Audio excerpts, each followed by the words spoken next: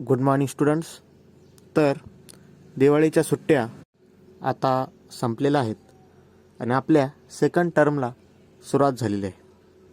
Second टर्ममधील science या सब्जेक्टमधला आपल्याला आज 11th नंबरचं चॅप्टर स्टार्ट करायचं आहे. चॅप्टरचं नाव आहे cell structure and microorganisms. बघा, चॅप्टरचं नाव बघितल्यानंतर आपल्या लक्षात येतं की यामध्ये आपल्याला सेलचा अभ्यास करायचा आहे आणि मायक्रो ऑर्गॅनिझम्स कोणत्या प्रकारचे असतात ते आपल्याला या चॅप्टरमध्ये बघायचं आहे. मागच्या वर्षी आपण सेल म्हणजे काय हे बघितलं. त्यानंतर 5th स्टँडर्डमध्ये आपल्याला मायक्रो ऑर्गॅनिझम नावाचा कन्सेप्ट आपल्या समोर आला. सेल म्हणजे काय, तर आपल्या शरीराचं सगळ्यात छोटं युनिट त्याला सेल म्हणतात. आपलं शरीर ज्या छोट्या छोट्या पार्ट्सपासून बनलेलं आहे तो सगळ्यात छोटा पार्ट म्हणजे काय झालं, सेल्स. आणि मायक्रो ऑर्गॅनिझम्स आपल्याला माहीत आहे, जे ऑर्गॅनिझम्स आपल्याला डोळ्याने दिसत नाहीत, जे आपण पाहण्यासाठी आपल्याला मायक्रोस्कोपचा उपयोग करावा लागतो, अशा ऑर्गॅनिझमला काय म्हणायचं, मायक्रो ऑर्गॅनिझम्स. तर या चॅप्टरमध्ये आपण सेल आणि मायक्रो ऑर्गॅनिझम्स याविषयी डिटेलमध्ये बघणार आहोत. आता आपल्या चॅप्टरला आपण सुरुवात करूयात. सगळ्यात आधी तुम्हाला एक एक्झाम्पल सांगतो. बघा, आपलं जे बुक आहे ते आपण उघडल्यानंतर आपल्याला दिसतं की आपल्या बुकमध्ये वेगवेगळे चॅप्टर्स आहेत. त्यानंतर एखादा पर्टिक्युलर चॅप्टर आपण घेतला तर त्या चॅप्टरमध्ये आपल्याला दिसतं की तो चॅप्टर वेगवेगळ्या पॅरेग्राफ्सपासून बनलेला असतो. त्यानंतर आपण एका पॅरेग्राफचा विचार केला तर एक पॅरेग्राफ हा वेगवेगळ्या सेंटेन्सेसपासून बनलेला असतो. त्यानंतर आपण एका सेंटेन्सकडे गेलो तर ते सेंटेन्स हे वेगवेगळ्या वर्ड्सपासून बनलेलं असतं. आणि आपण एका पर्टिक्युलर वर्डकडे गेलो तर तो वर्ड हा वेगवेगळ्या अल्फाबेट्सपासून बनलेला असतो. म्हणजे अल्फाबेट्सपासून वर्ड्स बनणार, वेगवेगळे वर्ड्स एकत्र आल्यानंतर सेंटेन्सेस बनणार, सेंटेन्सेस एकत्र आल्यानंतर पॅरेग्राफ बनणार, वेगवेगळे पॅरेग्राफ एकत्र आल्यानंतर एक चॅप्टर बनणार आणि असे अनेक चॅप्टर्स एकत्र आल्यानंतर आपलं बुक त्या ठिकाणी तयार होणार. मग या ठिकाणी बुकचा सगळ्यात छोटं युनिट आपण या ठिकाणी म्हणू शकतो की अल्फाबेट्स. म्हणजे हे बुक जे तयार झाले ते अल्फाबेट्सपासून तयार झालेलं आहे. आता आपण आपल्या शरीराकडे येऊया. आपल्या शरीराचं पण असंच आहे. आपलं शरीर हे वेगवेगळ्या ऑर्गन सिस्टीमपासून बनलेलं असतं. ऑर्गन सिस्टीम्स आपण बघितलेल्या आहेत. डायजेस्टिव्ह सिस्टीम असेल, त्याच्यानंतर रेस्पिरेटरी सिस्टीम असेल, बरोबर. या प्रकारच्या सिस्टीम आपण 4थी 5वीला शिकलेलो आहोत. मग आपलं शरीर हे ऑर्गन सिस्टीमपासून बनलेलं असतं. एखादी पर्टिक्युलर ऑर्गन सिस्टीम ही काही ठराविक ऑर्गन्सपासून बनलेली असते. त्याच्यामध्ये ते ठराविक ऑर्गन्स आपल्याला सापडतील. उदाहरणार्थ डायजेस्टिव्ह सिस्टीम. डायजेस्टिव्ह सिस्टीम ही वेगवेगळ्या ऑर्गन्सपासून बनलेली आहे. त्याच्यामध्ये स्टमक येणार, स्मॉल इंटेस्टाईन येणार, लार्ज इंटेस्टाईन येणार, बरोबर. असे वेगवेगळे ऑर्गन्स त्या ठिकाणी येणार. त्याच्यानंतर आपण पर्टिक्युलर ऑर्गनचा विचार केला तर तो पर्टिक्युलर ऑर्गन जो आहे तो टिश्यूजपासून बनलेला असतो. टिश्यूज. आणि त्या पर्टिक्युलर टिश्यूज ह्या सेल्सपासून बनलेल्या असतात. म्हणजे आपल्या शरीराचा सगळ्यात छोटा पार्ट काय झाला, मग सेल्स. मग ह्या चॅप्टरमध्ये आपण त्या सेलचं स्ट्रक्चर कसं आहे, त्याच्यामध्ये कोणकोणते पार्ट्स येणार आहेत आणि त्या पार्ट्सचं काम काय काय आहे ते आपल्याला या चॅप्टरमध्ये बघायचं आहे. परत एकदा सांगतो, सेल्सपासून टिश्यूज तयार होणार, टिश्यूजपासून ऑर्गन्स तयार होणार, ऑर्गन्सपासून ऑर्गन सिस्टीम्स तयार होणार आणि अशा अनेक सिस्टीम्स एकत्र आल्यानंतर आपली होल बॉडी तयार होणार. ज्याप्रमाणे आपलं शरीर हे सेल्सपासून बनलेलं आहे त्याचप्रमाणे बाकीचे जे ॲनिमल्स आहेत त्यांचं शरीर पण सेल्सपासून बनलेलं आहे.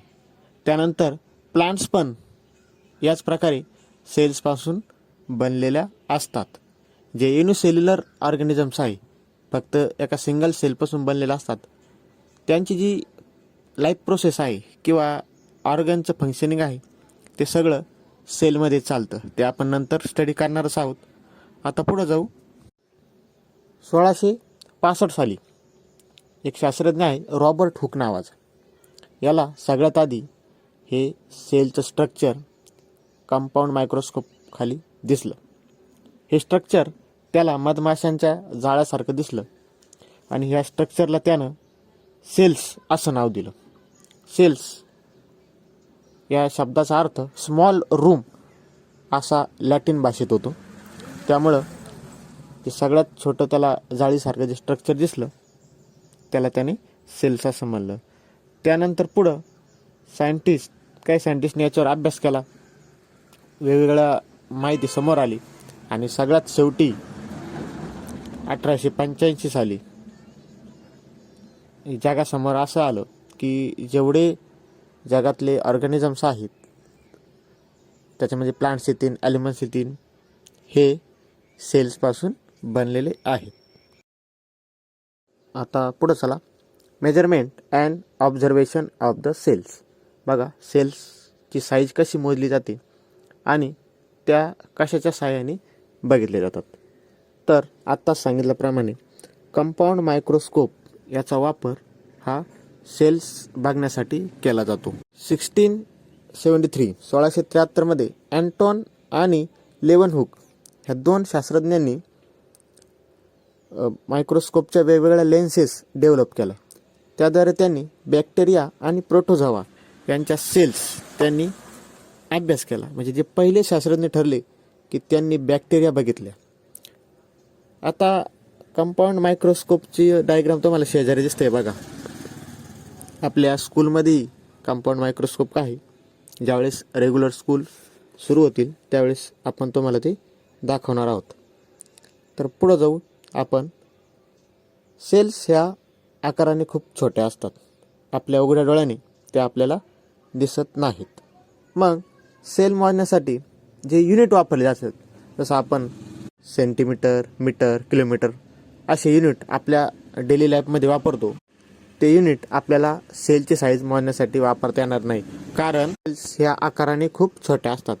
मग त्यासाठी मायक्रोमीटर आणि नॅनोमीटर हे दोन युनिट वापरले जातात. मायक्रोमीटर आणि नॅनोमीटर. आता 1 सेंटीमीटर म्हणजे किती मिलीमीटर? तर 1 centimetre is equal to 10 millimetre.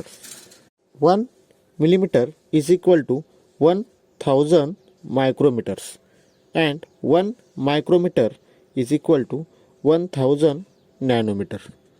म्हणजे बघा, आपल्या स्केलवर 1 सेंटीमीटरमध्ये 10 छोट्या छोट्या लाईन्स असतात बघा, बरोबर. त्या लाईन्स ह्या मिलीमीटरच्या असतात. मग त्या छोट्या छोट्या लाईन्सपैकी 1-2 लाईन आपण कन्सिडर केलं तर त्यांचे पण आपल्याला पुन्हा 1000 पार्ट्स करायचेत, 1000 तुकडे करायचेत. आणि त्या 1000 तुकड्यामधला एक छोटा तुकडा म्हणजे मायक्रोमीटर. आणि त्या छोट्या पार्ट्सचे पुन्हा आपण 1000 पार्ट्स केले तर त्यामधला एक पार्ट्स म्हणजे नॅनोमीटर. म्हणजे इतका छोटा आकार त्या ठिकाणी असतो बघा. मग सेल्स ह्या त्याच्यामुळं या युनिट्सनी मोजल्या जातात आणि या सेल्स आपण आपल्या उघड्या डोळ्याने बघू शकत नाही. त्यासाठी आपल्याला कंपाऊंड मायक्रोस्कोप किंवा इलेक्ट्रॉनिक मायक्रोस्कोपचाच वापर करावा लागतो.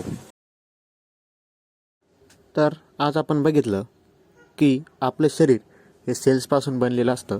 सेल्स या आकाराने खूप छोट्या असतात. त्यांना बघण्यासाठी कंपाऊंड मायक्रोस्कोपचा वापर केला जातो. त्यानंतर आपण बघितलं की रॉबर्ट हुक या सायंटिस्टनी सगळ्यात आधी सेल्स बघितल्या आणि त्यांनी ही माहिती जगासमोर आणली.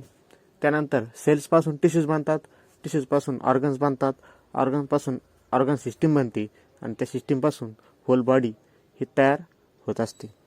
तर त्यानंतर आपण बघितलं की मायक्रोमीटर आणि नॅनोमीटर या दोन युनिटचा वापर सेलची साईज मोजण्यासाठी होतो. तर आज थांबूयात. पुढच्या व्हिडिओमध्ये आपण ॲनिमलमधल्या सेल कशा असतात, प्लांट्समधल्या सेल्स कशा असतात, त्याच्या आतमध्ये काय काय असतं आणि त्याचं काम काय आहे ते आपण डिटेलमध्ये बघूयात. ठीक आहे. थँक्यू.